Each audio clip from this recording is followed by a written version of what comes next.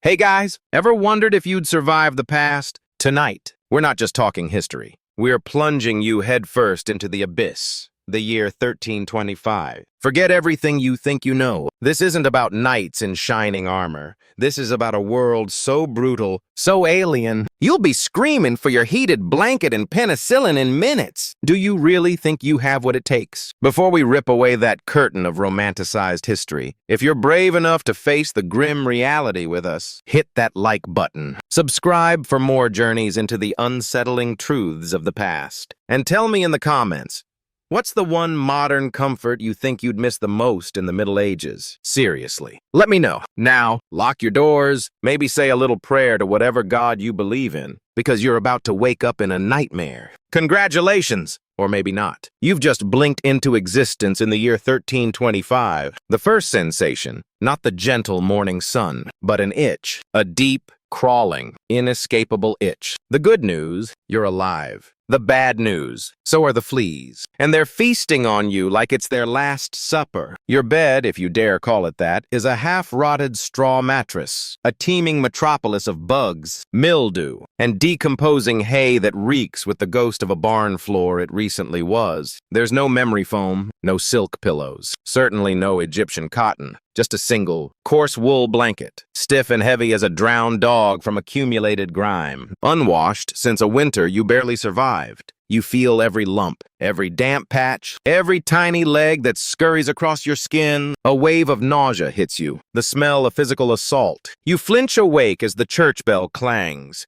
A monstrous, metallic shriek in the pre-dawn gloom. It's your alarm clock, louder and infinitely less merciful than anything you've ever known. Your home, a single, windowless wooden hut. The open-concept floor plan is less chic, more chaotic, shared intimately with your entire family, the livestock seeking shelter, and a thriving ecosystem of domestic insects. The air is thick, a choking miasma of stale beer, sour human sweat, the pungent aroma of goat, and a damp, earthy scent you desperately hope isn't black mold. But your gut screams it is. Scented candles. Pure fantasy. Even if they existed, they'd just be a pathetic puddle on your dirt floor. You try to stretch, a groan tearing from your raw throat as icy air seeps into your bones. Your joints don't just ache, they scream in protest. You're 22, but your body feels ancient. Each movement a symphony of creaks and pops. Like a dilapidated house groaning in a storm. Getting out of bed isn't a simple act, it's a gamble. Will the floor be slick with mud from last night's relentless rain, which hammered through the porous thatched roof? Or will it be crusted with,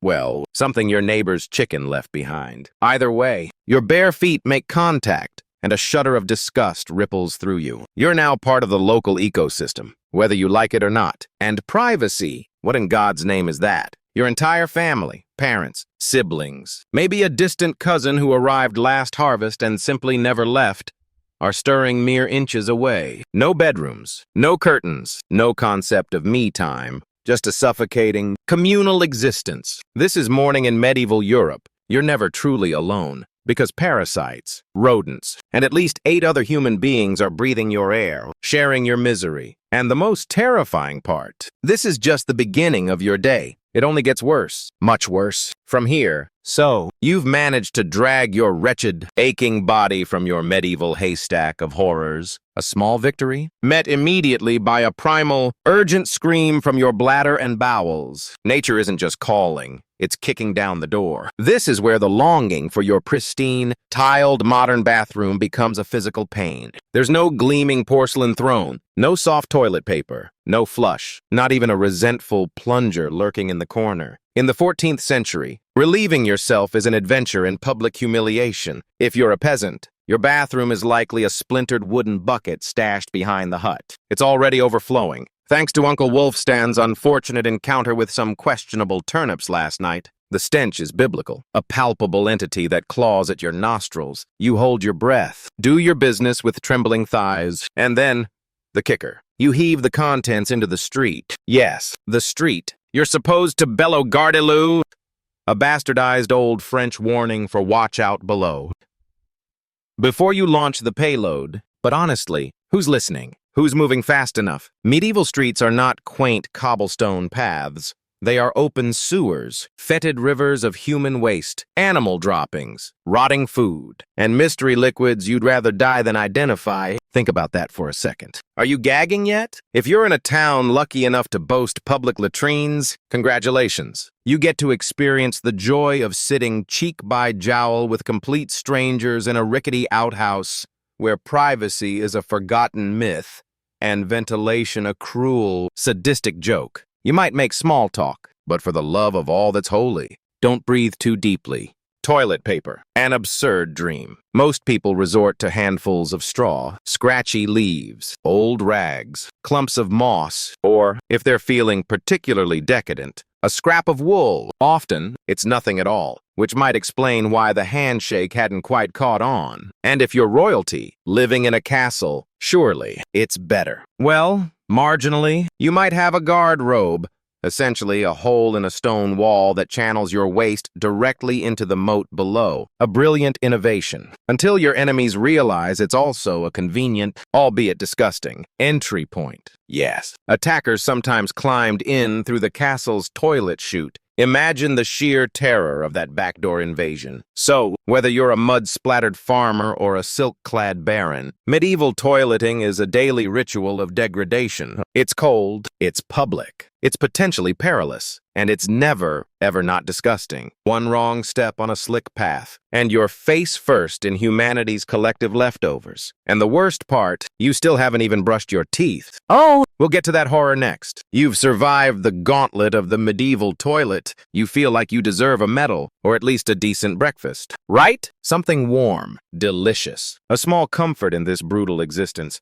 My friend, you've clearly forgotten where you are. This is medieval Europe. Comfort is a foreign word. Breakfast, if you can even dignify it with that term, is a grim, joyless affair. There are no fluffy eggs Benedict, no fragrant coffee machines sputtering to life, and absolutely, positively no avocado toast. You squat near the smoky, flickering fire, a rough-hewn wooden bowl clutched in your trembling hands, staring at a concoction that looks like it was scraped from the underside of a muddy boot. Your stomach churns, but hunger gnaws with a desperate edge. Welcome to your daily ration of pottage. Pottage. Even the word sounds unappetizing. It's a thick, glutinous, often lukewarm stew, a culinary Frankenstein cobbled together from whatever scraps could be scavenged. Grains, usually barley or oats. Tough root vegetables, perhaps a few withered beans if the harvest gods were kind. It's been simmering in the same soot-blackened pot for days, maybe even weeks. New ingredients unceremoniously dumped on top of the old, festering remnants. It's less a recipe, more an ongoing, edible science experiment in decomposition. Alongside this culinary delight, you get a hunk of bread so dense and hard it could probably deflect an arrow. It's baked from coarse rye or barley flour, often bulked out with sawdust, ground acorns, or other creative fillers because wheat, that's a rich man's fantasy. This loaf isn't your friend, you don't slice it. You wage war against it, your jaw aching with the effort. What about drinks? You ask, a flicker of hope in your eyes. Surely something to wash down this substance. You're not sipping freshly squeezed orange juice or a creamy oat milk latte. You're drinking beer. Yes, beer. At 6 in the morning, a wave of despair washes over you. Why? Because the water, the very essence of life, is a teeming cesspool of parasites and filth. So, you start your day with weak ale and small beer,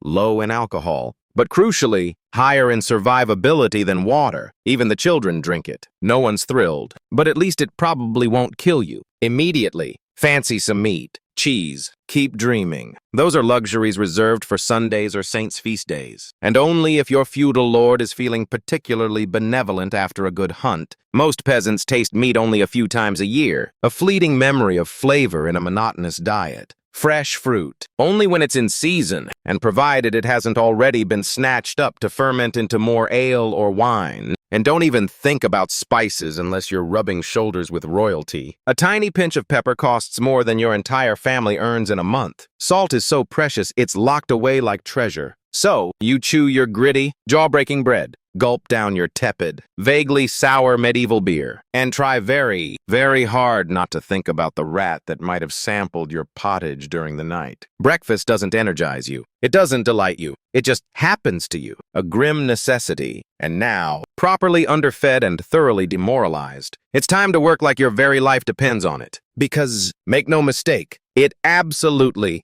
terrifyingly does. What are your thoughts so far? If you're finding this glimpse into the gritty reality of the past as horrifyingly fascinating as I do, make sure you're subscribed and have that notification bell clicked. We've got more medieval miseries to uncover. And I'm curious, what's the most shocking part of medieval daily life for you up to this point? Drop a comment below, I read them all. So, you've choked down your sad medieval breakfast, and now it's time to get dressed. Not that it'll provide much comfort or protection. Your wardrobe, if you can call it that, consists of exactly one outfit. One, a single, rough-spun wool tunic or a coarse linen shift that you've worn, day in and day out, for months, possibly years. There's no concept of seasonal fashion, no spring collection. There's just, wear this until it literally disintegrates off your body or blesses you with a raging fungal infection. The fabric scratches your skin relentlessly, a constant, maddening irritation. Underwear, an optional luxury. If you're fortunate,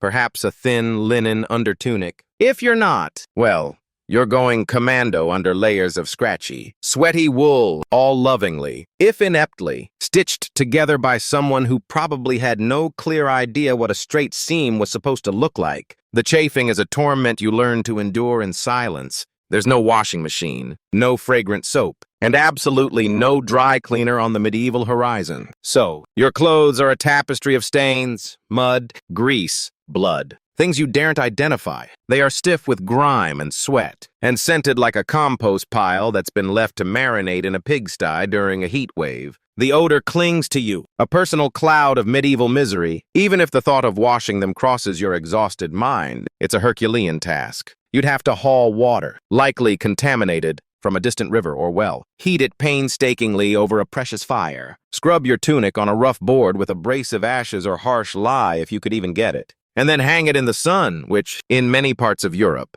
is a rare and fleeting visitor, out approximately 3 days a year. And don't even get me started on shoes. If you possess any, they're crudely made from untreated leather, barely stitched together, offering as much arch support as a wilted banana peel. They're either too tight, rubbing blisters raw, or too loose, filling with stones and muck. Most peasants, however, simply go barefoot, through freezing mud, through animal dung, through what can only be described as medieval landmines, sharp rocks, broken pottery, and festering puddles of disease. Every step is a gamble against infection. All this means one thing. Your skin is in a perpetual state of rebellion. You itch constantly. An unrelenting, maddening itch that drives you to the brink of insanity. Fleas, lice, and bed bugs are not just occasional pests. They are your constant companions, living rent-free on your body, in your hair, in your rags. Everyone has them. Nobles, lousy, monks, itchy, children, walking, talking insect farms. No one escapes this torment. You'll be scratching your armpit with a wooden spoon while attempting a serious conversation with the local priest, and he won't even bat an eye. He's probably fighting his own battle with a colony in his robes. Your skin is raw and inflamed from the constant rubbing and scratching. Your scalp is a battlefield of bites, and if you develop a rash, a boil, or any other delightful skin affliction, well, tough luck. There's no dermatologist, no soothing hydrocortisone cream, no one to gently tell you it's probably scabies and offer a remedy. You just keep on suffering, the infection likely festering. And if, by some miracle, it doesn't turn septic and kill you, great. That angry, weeping rash will simply accompany you for the next 6 months like an unwanted, grotesque medieval sidekick. Now that you're dressed in layers of misery and wrapped in a cocoon of profound discomfort, it's time to head outside and start working yourself, quite literally, to death. Now that you're fully arrayed in itches and damp, smelly wool, it's time to flash that bright morning smile. Except you don't. You absolutely don't. Because in the Middle Ages, smiling is a dangerous, high-stakes game. Not emotionally, mind you, but dentally. The sheer agony lurking in your mouth makes any expression of joy a terrifying prospect. There's no toothbrush bristling with hope, no minty toothpaste, no antiseptic mouthwash, no virtuous strand of floss. The very concept of oral hygiene is about as popular as, say, bathing with actual soap, which is to say, virtually non-existent and vaguely suspicious. Some people might occasionally chew on a frayed twig to dislodge food particles, or rinse their mouth with leftover wine or vinegar. But for the most part, your teeth are left to fend for themselves in a hostile environment. And trust me, they're not doing well. They are losing the war, catastrophically. By the time you limp into your mid-20s, your smile, if you dared reveal it, would look like something unearthed from a haunted crypt. Cavities are not an occasional problem, they are rampant. Gaping black holes of decay. Your gums are perpetually swollen, bleeding, and receding. And those aren't just stubborn food stains on your teeth. That's active, aggressive rot. You have more decay festering in your mouth than a poorly managed medieval root cellar after a flood. The taste of infection is a constant companion. Sugar, while not yet the omnipresent demon it is today, is becoming more common, especially among the wealthy. Imported at tremendous cost, it's used in small, precious cakes or dusted on dishes primarily to showcase affluence. So, if you're a noble, congratulations. You get the distinct privilege of rotting your teeth at an accelerated pace compared to the peasants. If you're poor, don't worry. You'll achieve the same level of dental devastation, just more slowly, through a diet of fermented bread, gritty porridge that grinds away enamel, and years of arduously chewing tough, poorly prepared food. Toothaches. Oh, they're not an event. They're a medieval weather system. Always present, lurking in the background, ready to flare into a full-blown tempest of agony at any moment. The kind of throbbing, relentless pain that makes you seriously consider praying to any and every known deity, drinking yourself into oblivion. Or, in a fit of desperate madness, attempting to pull the offending tooth out yourself with a rusty pair of pliers. And that's not a macabre joke. That was often the actual treatment. Dentists, as we know them, didn't exist, but barber surgeons did. Yes, the same fellow who butchers your hair and perhaps applies a few leeches is also the one responsible for yanking out your molars, usually by flickering candlelight. With a terrifying iron hook and absolutely zero anesthesia, you'd be awake, screaming, smelling your own blood. An infected tooth, a common occurrence, wasn't just painful, it was a potential death sentence. Without antibiotics, it could easily escalate into sepsis, your body consumed by fever and infection, all originating from a simple toothache. That's right. The same dental issue that sends us to a brightly lit pharmacy for some mild painkillers today could have been your express ticket to a shallow grave in the 1300s. And there's no relief on the social front either. Kissing. You'd have to be incredibly brave or have lost your sense of smell. Halitosis truly. Epically bad breath is as common as dirt. If you're single and looking to pair up, you're not judged by your dazzling smile. You're judged by your land, your livestock, and your ability to survive another winter. In short, your mouth is a battlefield, and it's decisively, painfully, and disgustingly losing the war. Now that your teeth are throbbing in sympathetic agony, let's head outside. Because your real job, the one that will systematically break your back and spirit, is just getting started. Time to head to work. Except there's no air-conditioned office, no ergonomic desk, no cheerful water cooler chatter, no artisanal coffee break, and absolutely zero chance of a promotion or a pay raise. Your job, if you're like 90% of the unfortunate souls populating this era, is brutally simple. Don't die while laboring endlessly for someone else's comfort and profit. You are a peasant. Congratulations. That means you toil on land that belongs to a distant lord who probably doesn't know your name and wouldn't care if he did. Your existence is solely to enrich him. You rise with the first sliver of pale, unforgiving sun, and you stop only when it finally bleeds away behind the skeletal trees, plunging the world into a chilling darkness. Your tools, not high-tech machinery, but a crudely fashioned wooden hoe that splinters in your calloused hands, a rusty sickle that feels like an extension of your own aching arm, and whatever crumbling bones are still semi-intact in your overstrained body. There's no weekend, no concept of quitting time, there's only sunrise to sunset, an unrelenting rhythm of back-breaking labor. 6, sometimes 7, days a week. Sunday is supposed to be a day of rest, but only if you're not desperately trying to bring in the harvest before it rots, fighting off opportunistic raiders, or praying with feverish intensity for that infected gash on your toe to stop turning an ominous shade of black. The work itself is a symphony of brutality. Fields are plowed by hand, or, if your village is exceptionally wealthy, with the help of a pair of exhausted, wheezing oxen. You dig ditches until your shoulders scream, sow seeds with fingers raw and bleeding, pull an infinite number of weeds under a blistering or freezing sky, and carry heavy buckets of water until your spine feels like it's permanently contorted into the shape of the letter S. The pain is a constant, dull roar in your ears. No one cares if you're tired. No one's asking about your mental health or your 5-year plan. If you falter, you're beaten or starved. If you're a woman, surprise. Your torment is multifaceted. You don't just do field work from dawn till dusk. You also bear and care for a multitude of children, many of whom won't survive childhood. Attempt to clean a perpetually filthy hovel. Cook meager meals over a smoky fire. Spin coarse wool into thread until your fingers are numb. Feed the equally miserable animals. And try to pretend your husband's rampant lice infestation isn't slowly, inexorably migrating to your side of the shared straw bed. Children, they don't have a childhood.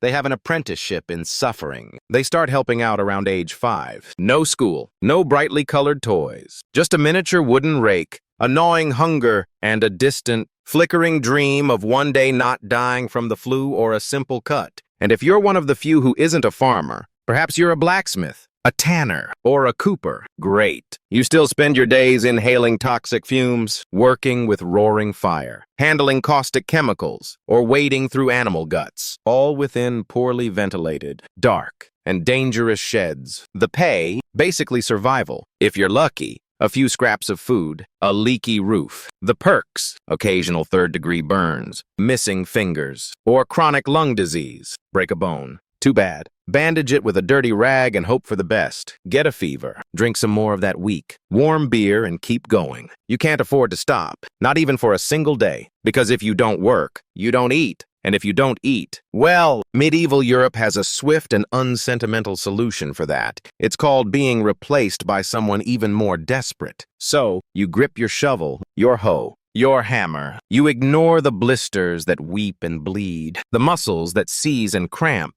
the profound despair that threatens to swallow you whole, and you keep digging. Because in the Middle Ages, your job isn't a career. It's a slow-motion endurance test, a daily dance with death. Now that your back is a raging inferno from laboring in the fields under the merciless gaze of the heavens, let's talk about the weather. Because in the Middle Ages, temperature isn't just about seasons. It's about an ongoing, relentless punishment delivered directly from the sky, seemingly with malicious intent. You are utterly at its mercy, and it has none. Let's start with winter. Oh, the medieval winter. Imagine a cold that seeps not just into your bones, but into your very soul. There's no thermal insulation in your flimsy wooden hut, no central heating, no double-glazed windows, no weatherproofing of any kind, just thin wooden walls, often with visible gaps you could easily throw a scrawny chicken through. Your windows, if you even have them, are likely just openings covered with a piece of greasy, translucent cloth or animal hide, doing little to keep out the gnawing wind, the fire in the hearth. A nice, romantic theory. In reality, you rarely have enough firewood to keep it going for more than a few pitiful hours. Wood is expensive, or belongs to the Lord, and gathering it from his forest is often illegal. Yes, you heard that right.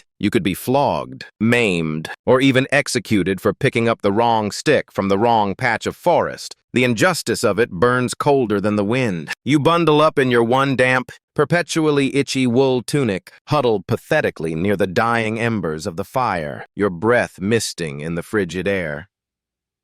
Inside your home, and still, you wake up with your nose feeling like a shard of ice and your eyelids practically frozen shut. Your feet, permanently cold, often numb, and frequently damp from the seeping ground or melting snow that drips through the roof. Your fingers, so stiff and blue they feel like tiny medieval popsicles, barely able to grip your tools or your meager food. Frostbite isn't diagnosed with concern. It's just called bad luck or God's will, and often leads to lost toes or fingers, if not a slow, agonizing death from gangrene. Now, let's fast forward to summer. Sounds better, doesn't it? A respite from the cold. Wrong. So very wrong. In summer, you're poorly ventilated. Single-room hovel transforms into a suffocating clay oven. There's no electric fan, no blessed cross breeze from an open window because opening it invites a swarm of biting insects. And absolutely, positively no deodorant. You sweat profusely through your multiple layers of wool and linen,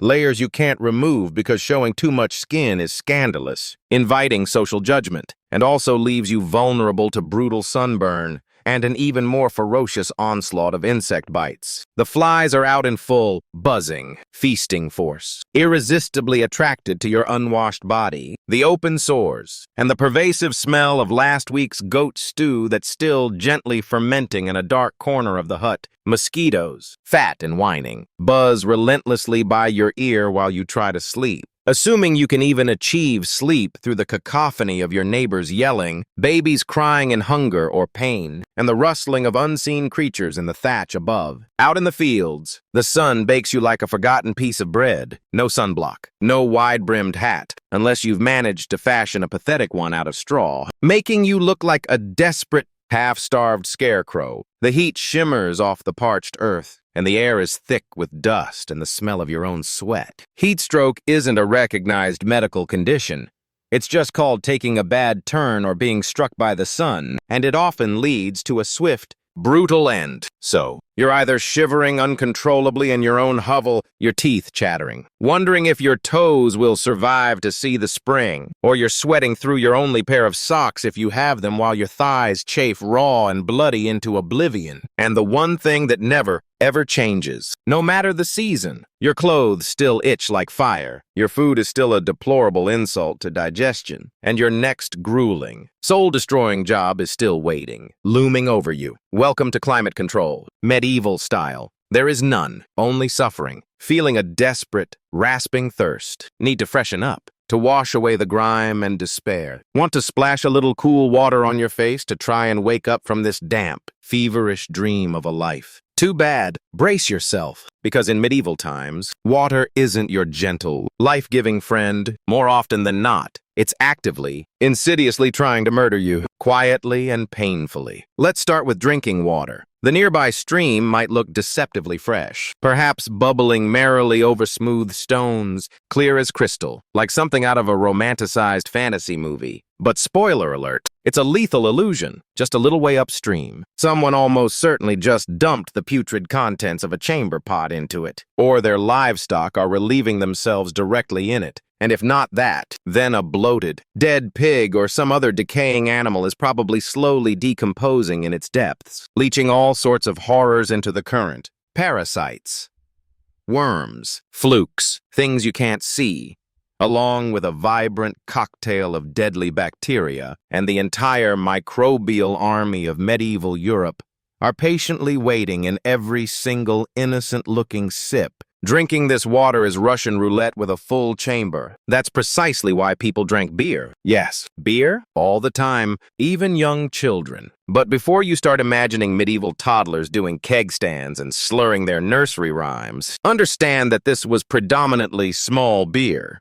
Very weak in alcohol content, but critically strong in survival advantage. The brewing process involved boiling the water, which, unbeknownst to them in terms of germ theory, killed off many of the most dangerous pathogens. So, it was significantly safer than whatever foul liquid flowed through the town ditch, or was scooped from the communal well, which was often just a hole dug near the latrine pits. Wine was another option, particularly in southern regions, if you were rich enough to afford it, and perhaps unconcerned with maintaining any semblance of functional sobriety before noon. What about bathing? Surely, water was used for cleaning the body, even if it was risky to drink. In theory, yes. In grim practice, absolutely. Terrifyingly, not as much as you'd hope. C. A prevalent belief back then, supported by some very misguided medical minds, was that bathing, especially in hot water, actually opened your pores and let the bad air or miasma, and thus disease,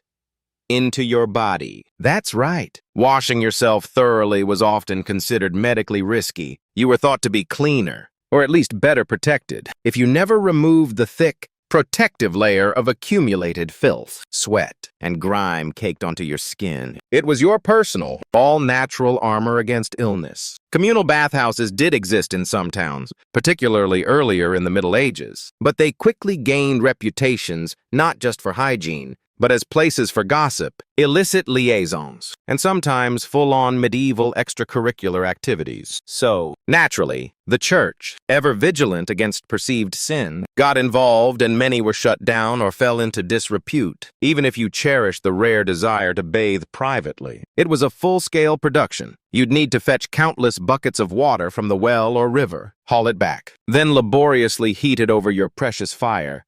A huge expenditure of fuel and time. Then you'd fill a leaky wooden tub if you were lucky enough to own one, and then pray no one else in the household used your hard-won warm water before you, or worse, after you, adding their own layer of grime to the already dubious water and rainwater. Often collected in open barrels where birds relieved themselves, insects laid their eggs, and moss and algae thrived, creating a slimy, green, uninviting soup. Sounds refreshing, doesn't it? A mouthful of that could lay you low for weeks. So, whether it's going in your mouth, on your body, or onto your meager crops, water in the Middle Ages is less of a life source and more of a constant. Terrifying gamble, one wrong gulp, one ill-advised splash, and you could be spending your final days writhing in a sweat-soaked straw bed, clutching your agonized stomach, and contemplating all your unfortunate life choices. Next time you casually sip crystal-clear tap water, or luxuriate in a hot shower, raise a silent glass for our ancestors. They didn't have the luxury of hydration, or even basic cleanliness. Without mortal hazard, the sheer relief of clean water is a miracle they could only dream of. So, you drank the questionable water. Or maybe you didn't. Maybe you just stubbed your toe on a rock shaped like bitter disappointment, and now it's swollen and throbbing with a terrifying heat. Either way, you're sick. Really sick. A burning fever rages, your body aches with a bone-deep weariness, and a hacking cough tears at your raw throat. You desperately need help. You need a doctor. Too bad you live in the Middle Ages, where medicine is often just polite, religiously sanctioned torture administered with a heavy dose of bewildering theology and a complete misunderstanding of the human body. Let's start with the diagnosis, shall we? Everything, and I mean everything, wrong with you.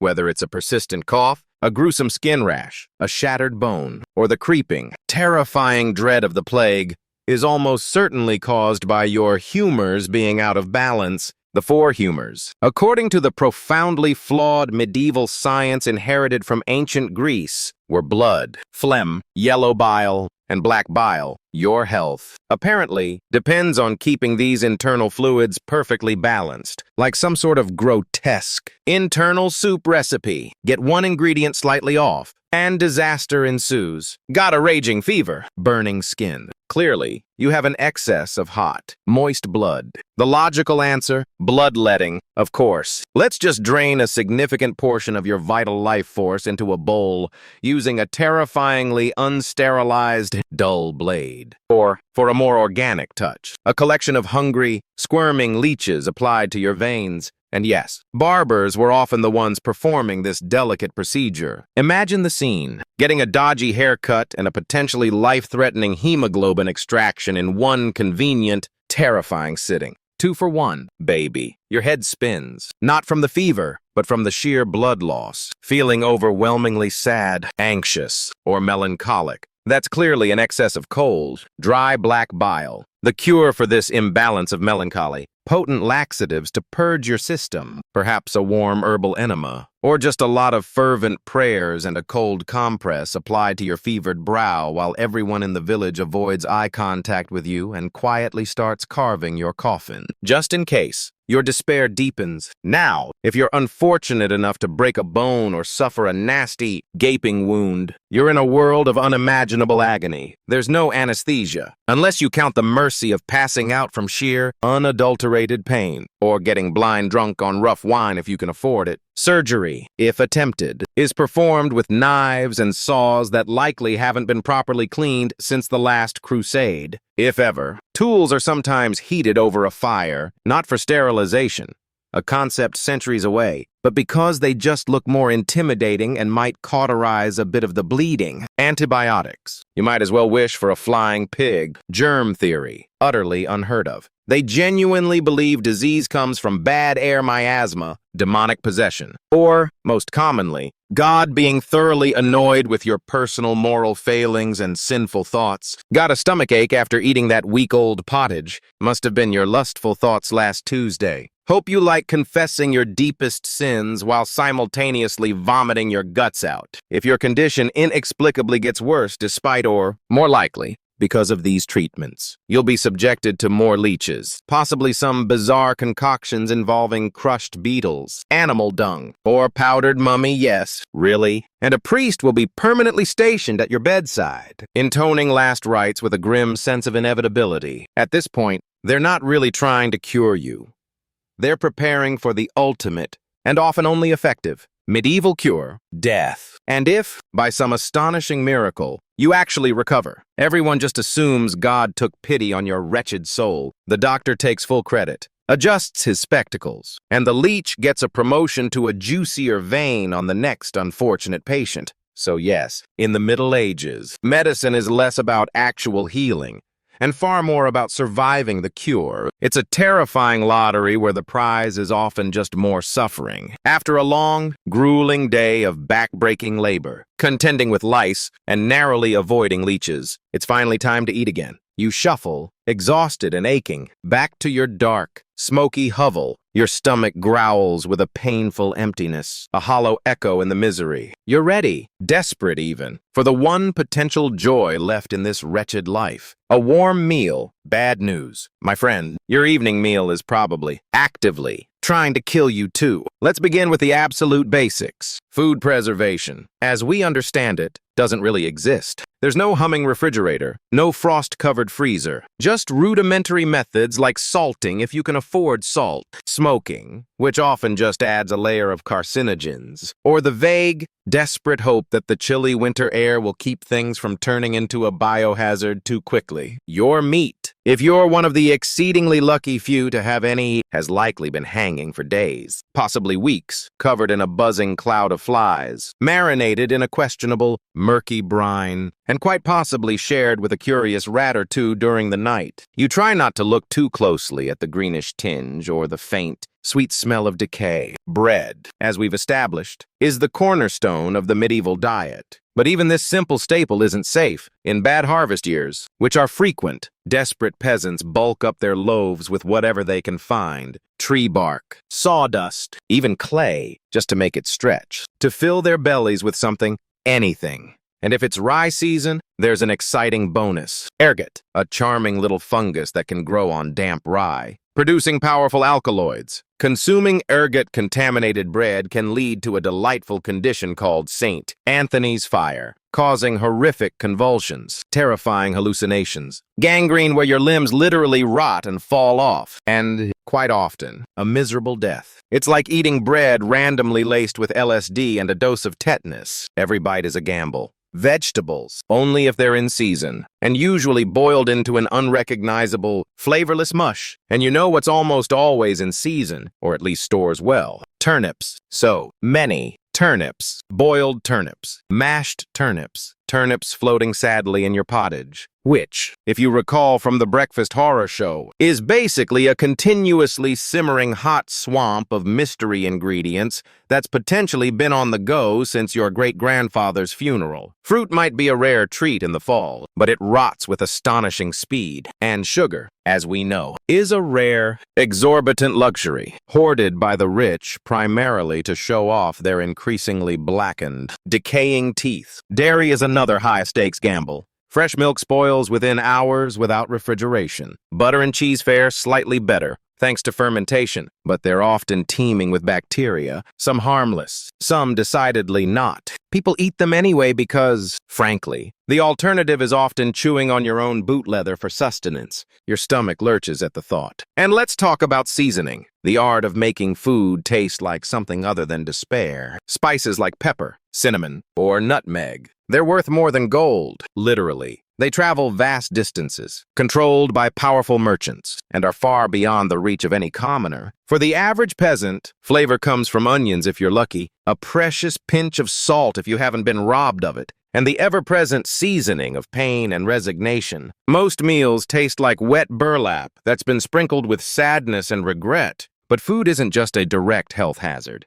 It's a political one, too. Those deer gracefully bounding through the forest, those plump rabbits darting into the undergrowth, they belong to the Lord. Not to you. Get caught poaching a rabbit to feed your starving family. You could be fined ruinously, imprisoned in a filthy dungeon, have your hands cut off, or even be executed. That's right. Your desperate attempt to find dinner could get you hanged, your body left as a warning to others. So, as you sit down in the flickering, inadequate firelight to eat your unappetizingly gray, viscous stew, remember, every single bite is a risk, a gamble with disease, poison, or the Lord's justice. But you eat it anyway, because in the Middle Ages, food doesn't nourish your soul or delight your senses. It tests you. It challenges your will to live every single day. It's evening now, or what passes for it in this dim, smoky world. You've worked until every muscle screams, suffered indignities you wouldn't wish on your worst enemy, and barely digested your suspicious, likely hazardous stew. You might think the day is finally winding down, that you can collapse onto your bug-infested straw and find a moment's peace. But don't get too relaxed. Don't you dare, because God is watching. So is the priest, his eyes missing nothing, and so is your nosy neighbor Agnes, who will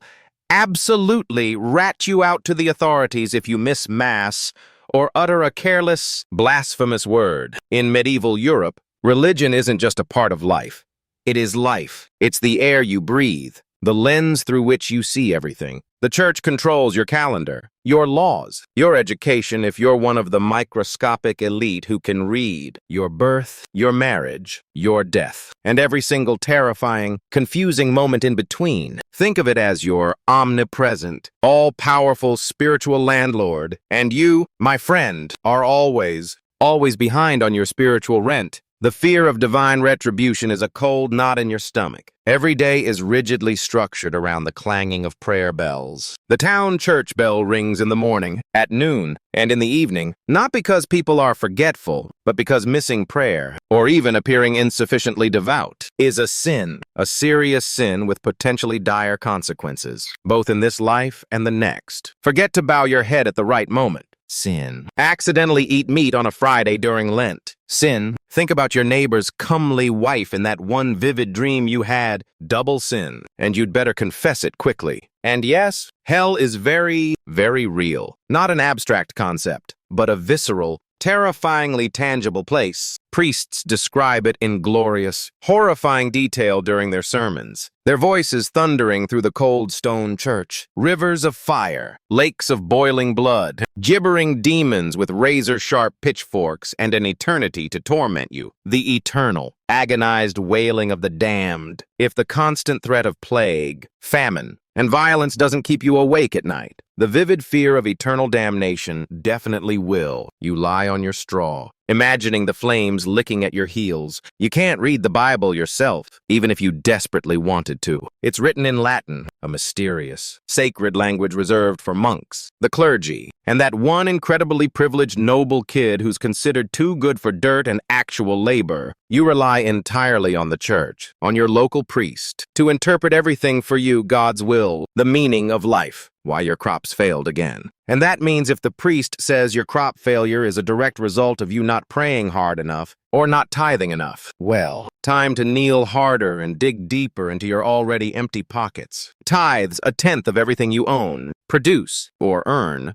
are mandatory, not optional. If you grow wheat, you give a tenth of your precious harvest. If you raise chickens, you give a tenth of your eggs. If you have nothing but your own wretched misery, congratulations, you're spiritually bankrupt and financially doomed. There's no escape.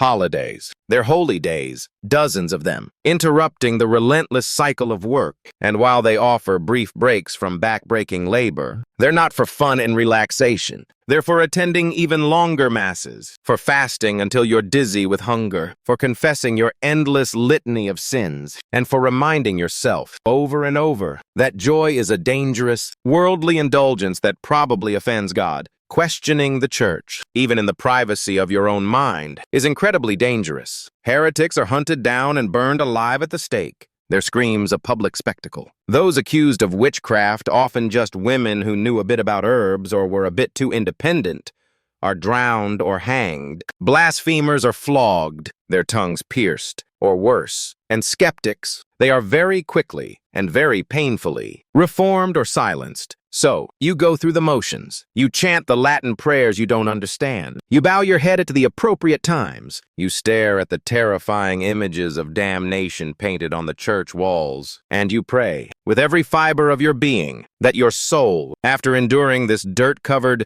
pain-filled, lice-ridden life, might somehow, miraculously, land in paradise. Assuming, of course, that the priest likes you and puts in a good word, because in the Middle Ages, God may be merciful, in theory, but the church, his earthly representative, not so much. Their power is absolute, their judgment swift, and their reach inescapable. If you thought being a generic medieval peasant was a raw deal, just try doing it as a woman. Imagine all the filth, all the famine, all the fear, and then generously add childbirth without medical care, absolute subservience to men, and a profound social invisibility. In the Middle Ages, being born a woman is like playing life on the hardest possible difficulty setting, with no health potions, no extra lives, and definitely no restart button. Your existence is a relentless gauntlet of suffering and expectation. From the moment of your birth, if you even survive it, a girl's life path is pretty much locked in, etched in stone by tradition and religious dogma. Marry young, often to a man chosen for you for reasons of land or alliance, not love. Bear children, as many as possible,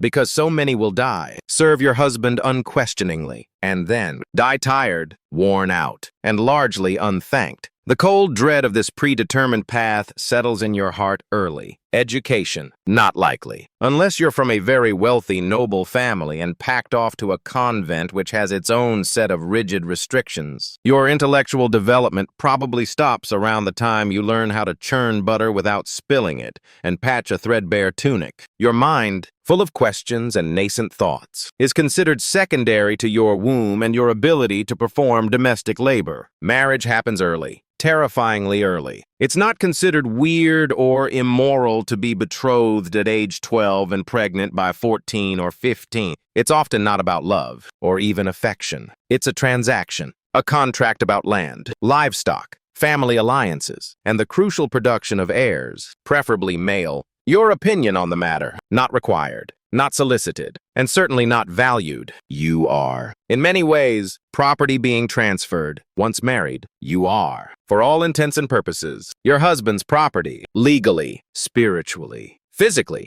Your primary job is to produce heirs to continue his lineage and work his land. You also feed everyone. Try to keep the hovel from descending into utter chaos. And, most importantly, not complain. Because complaining, showing spirit, or disagreeing with your husband might get you branded a nag, a shrew, or, if you're particularly unlucky, or your husband is particularly cruel, a witch. And that label often comes with a complimentary public and agonizing drowning or burning. Depending on the local fashion for disposing of troublesome women, the fear of that accusation is a constant, silent muzzle. Childbirth itself is a terrifying death lottery. There's no prenatal care, no sterile birthing environment, no skilled obstetricians, no pain relief beyond perhaps a swig of ale or a prayer. Midwives, often older women from the village, do their best with traditional knowledge, but even minor complications, a breech birth, excessive bleeding, infection can, and frequently do, mean a horrific death for the mother, the child, or both. Some women endure and survive 10 or more pregnancies, their bodies ravaged. Many don't survive, too. Each pregnancy is a terrifying gamble with your own life. But don't worry, once the baby is out if you both survive, your real work just increases exponentially. Now you have a screaming, vulnerable infant in a lice-ridden, drafty hut, and you're still expected to nurse, cook, clean, tend the fire, fetch the water, and still help in the fields during planting and harvest. You don't get a maternity leave, a moment's rest. You are the break, the support system for everyone else. Your exhaustion is a bone-deep, soul-crushing entity. If you're unmarried beyond a certain age, you become an object of suspicion, a burden on your family. If you're widowed, you're vulnerable, prey to opportunists, or forced into another marriage not of your choosing. If you're outspoken, intelligent, or simply different, you're deemed dangerous. Women who didn't conform, especially those who had knowledge of herbs making them potential healers or poisoners, a strong personality, or just looked at someone funny on a rainy Tuesday, were often the first to be accused of witchcraft, even within the church. Your role is severely limited. Nuns lived under incredibly strict rules, vows of silence, no speaking without permission, no freedom of movement. Their lives dictated by bells and rote prayer. And their spiritual worth, despite their devotion, always, unequivocally, ranked below that of even the lowliest male priest. In short, if you're a woman in the Middle Ages, you are expected to endure, to obey, to reproduce until your body gives out, and to suffer, largely in silence, ideally, while maintaining a veneer of piety and subservience, because even in a time of almost universal human suffering, women were somehow expected to suffer more gracefully, more quietly, and with less complaint. Your spirit, if not entirely crushed, learns to hide, to bide its time, to find solace in the smallest, most secret acts of defiance or moments of fleeting joy. So far, you've battled unimaginable filth, gnawing starvation, crushing social injustice, the constant threat of disease, and possibly a very angry goat. But just when you think your medieval day can't possibly get any worse, here comes violence, loud, bloody, and often completely, terrifyingly acceptable by the brutal standards of the time. Let's be crystal clear. The Middle Ages were not a time of peaceful, pastoral existence. The romanticized idea of chivalry and honor was mostly a thin veneer over a society steeped in brutality. The concept of law and order often meant little more than hoping your local lord wasn't in a particularly foul mood, or looking for an excuse to make an example of someone. Violence is everywhere, an ambient hum beneath the surface of daily life, ready to erupt at any moment. It's in the home, in the crowded, filthy streets, on the perpetually simmering battlefields, in bitter church disputes, and sometimes even in the tense, hungry line at the communal bread oven. Crime is rampant. Punishment is a horrifying public spectacle, and justice is more often a cruel performance art designed to instill fear than a system of actual protection or fairness. Your heart hammers in your chest at the slightest altercation. Steal a loaf of bread to feed your starving child. You could lose a hand. Hacked off in a public square. Accused of lying or speaking ill of someone powerful, your tongue might be pierced with a hot iron. Gossip too much, or speak out of turn if you're a woman. Prepare to meet the scold's bridle. A grotesque iron mask strapped to your head, often with a metal bar or plate forced into your mouth to prevent speech, for your correction and public humiliation. Of course, let's say you're accused of something more serious. Heresy, major theft, witchcraft. How do you prove your innocence in this enlightened age? By being tortured, obviously, or by undergoing a trial by ordeal, a divine gamble with your life. One popular version, you're forced to stick your hand into a cauldron of boiling water to retrieve a stone. Your scalded hand is then bound, if it heals cleanly, without festering infection. Within 3 days, a near impossibility in this era of filth, you're declared innocent by God. If not, which is almost always the case, you're guilty, and then truly horrific punishments follow. Another delightful option, you're bound and tossed into a river. If you sink and drown, congratulations, you're innocent and dead. If you float, as human bodies tend to do, you're clearly guilty, aided by the devil, and will be fished out and punished anyway, usually by burning or hanging. It's like a sadistic medieval game show where the grand prize is merely survival, and the host is actively, gleefully rooting against you. And if you are sentenced to death, that's not a quiet, dignified affair. Executions are major public events, drawing huge, often cheering crowds. Hangings, beheadings if you're noble and lucky, burnings at the stake, being drawn and quartered. It's all prime entertainment. Sometimes people bring snacks. It's the medieval equivalent of pay-per-view, a brutal spectacle designed to remind everyone of the power of the authorities and the consequences of stepping out of line. The screams will haunt your nightmares. Domestic violence. Completely normal, even sanctioned. Husbands were legally permitted, even culturally expected, to discipline their wives and children with physical force. A quiet whimper from the hut next door is a common nighttime sound. Street fights. Commonplace. A drunken brawl can spill out of a tavern and leave men bleeding in the gutter. You could be beaten senseless, or even killed, just for looking the wrong way at a noble's prize-winning horse, or for accidentally splashing mud on his silk-clad entourage. And war, it's a constant, simmering threat. Local feuds between petty lords, larger territorial disputes, grandiose religious crusades that send thousands to their deaths in foreign lands. Someone, somewhere, is always marching off to stab someone else in the name of honor, God, greed, or sheer, unadulterated boredom. Violence isn't a breakdown of society in the Middle Ages. In many ways, it is society. Everyone lives with the gnawing, constant knowledge that life is terrifyingly fragile,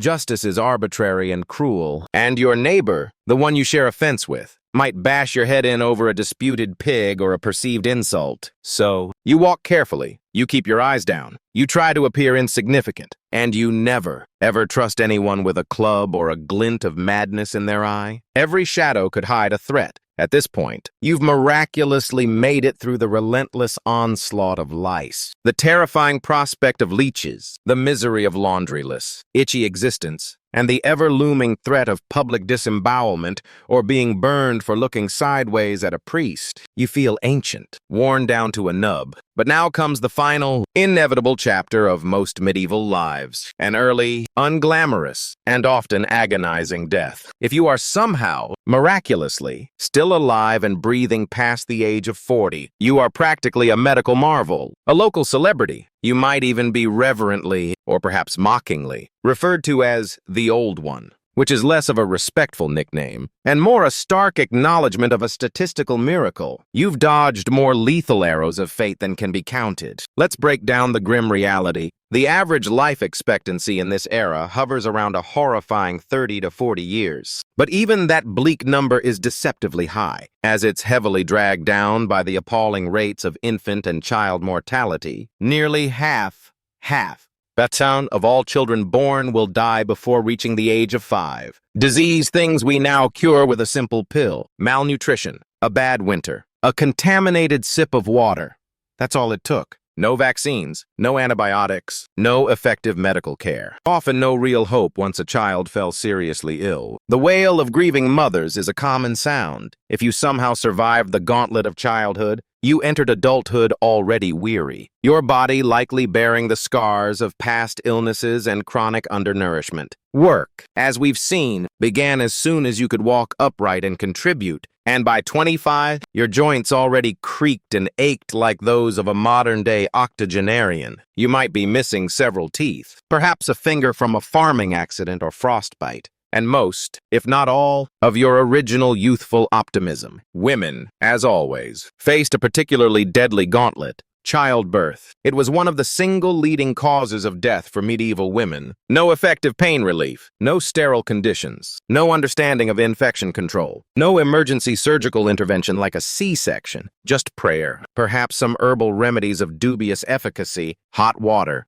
and someone, maybe a terrified husband or a village midwife, holding your hand while you potentially bled out on a straw-stuffed cot or succumbed to a raging infection days later. The terror leading up to each birth must have been unimaginable. For men, the dangers were different, but equally relentless. Brutal farming accidents involving crude tools or unpredictable livestock, infections from seemingly minor wounds, a cut from a sickle, a splinter from wood, turning septic and deadly in days, a neighbor's drunken, violent rage escalating to murder over a petty dispute, being conscripted into a lord's pointless war and dying anonymously on a muddy battlefield far from home. Even a simple trip to the market could be perilous if you crossed paths with bored, opportunistic bandits or an angry, extortionate tax collector. Death could also come quietly, insidiously, from the plague, the Black Death, which, when it swept through, could turn bustling cities into silent cemeteries virtually overnight, piles of bodies left in the streets, or from famine, a slow, agonizing starvation that could grip entire regions for seasons on end, thinning out entire villages until only ghosts remained, or just from sheer bad luck, like eating that patch of spoiled grain and spending your final, agonizing hours hallucinating, convulsing, and screaming at the indifferent walls of your hovel and funerals. If you were lucky enough to get one, it was a swift, unceremonious affair. Bodies were often buried quickly, sometimes in mass graves during epidemics, to avoid the spread of more disease. No embalming, no polished coffins, no heartfelt eulogies for the common folk, just a shallow hole dug in the already overcrowded churchyard, a few hastily murmured prayers if a priest was available, and a simple, unmarked mound of earth, if there was even enough space left. So yes, in medieval times, life was, as Thomas Hobbes would later write, nasty, brutish, and short. It was constantly under siege by death in all its casual, horrifying, and myriad forms. You didn't retire gracefully with a pension and hobbies. You just stopped showing up one day, your absence barely noted, your place quickly taken by another struggling soul. And speaking of exits, that chilling finality, let's move on to your final, sobering chapter in this delightful journey. The medieval dream, if there ever was one, dies hard. Well, how was your day? Did you enjoy your little trip back to the 14th century? You've woken up in unimaginable filth, relieved yourself into a communal bucket of despair, brushed your teeth with wishful thinking and a prayer, nearly passed out from gnawing hunger, worked until your spine screamed for mercy, and your spirit felt like a dried husk, scratched your flea-bitten skin raw through itchy, damp wool, prayed fervently not to get the plague or some other hideous ailment, and barely dodged a public execution for possibly owning a squirrel that looked suspiciously well-fed. Welcome to a single day in medieval Europe, feeling a renewed appreciation for your flush toilet and antibacterial soap, still dreaming of becoming a valiant knight in shining armor, riding through sun-dappled forests to rescue a damsel in a tall, elegant tower. Think again, that romanticized, Hollywoodized version of the Middle Ages.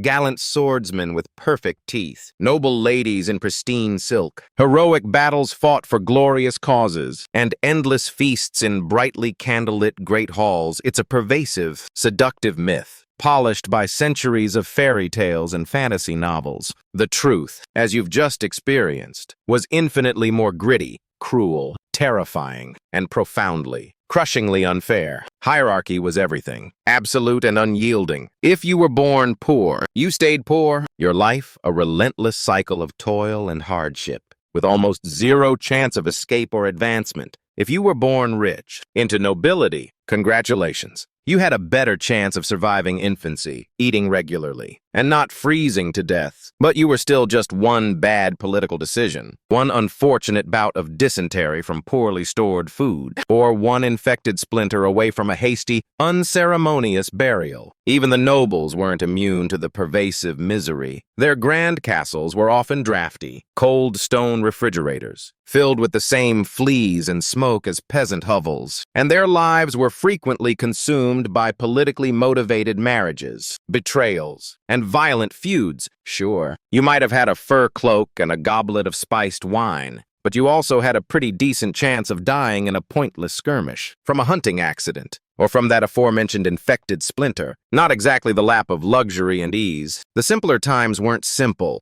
They were relentlessly, brutally complex in their demands on human endurance. Everything took longer. Everything hurt more. Everything, from childbirth to chewing your meager food, came with significant, often life-threatening, consequences. Life was an exhausting, daily battle for survival, not a pursuit of leisure or self-fulfillment. And if you did, by some miracle, find a quiet moment to think, to dream, to imagine something better, there wasn't much you could do with those fleeting thoughts. No social mobility, no modern medicine to ease your suffering, no internet to Google, what's this weird, oozing rash and am I going to die? You lived, suffered, worked, and usually died within a tiny, circumscribed 10-mile radius of where you were born, your horizons as limited as your lifespan. But here's the wildest, most astonishing part of it all. Through all of this unimaginable hardship, this daily dance with death and despair, people still laughed. They sang songs, often bawdy and irreverent.